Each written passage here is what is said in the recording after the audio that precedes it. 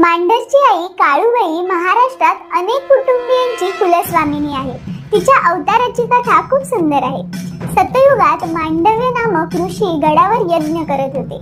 महादेवांच्या वरदानामुळे माजलेला लाख्यासूर नामक असुर या यज्ञात सतत विघ्न निर्माण करत होता. मांडव्य ऋषी शेवटी महादेवांना शरण गेले.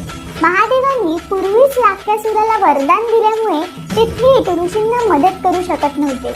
म्हणून त्यांनी मांडव्य ऋषींना आदिशक्ती पार्वतीला शरण जायला सांगितलं. मांडव्य ऋषी पार्वती आईला शरण गेले. तिने मांडरगडावर अवतार घेत पौर्णिमेच्या रात्री लाख्यासुराशी तुंबळ युद्ध केलं. आई पार्वती पराक्रमाने लढली आणि मध्यरात्री तिने त्या असुराचा वध केला.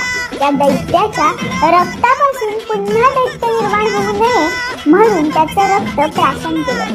भक्तांनी विनंती केल्यामुळे आई पार्वती याच गडावर स्थायिक झाली. मांडव्य ऋषींनी तप करून पार्वती आईला अवतार घ्यायला लावल्यामुळे आईच्या या अवताराचं नाव मांडरदेवी असं पडलं. पुढे काळूबाई हे नाव जास्त प्रचलित झाले. आई काळूबाईच्या प्रत्येक भक्तापर्यंत ही रील नक्की शेअर करा. आई काळूबाईच्या नावानं सांग भलं.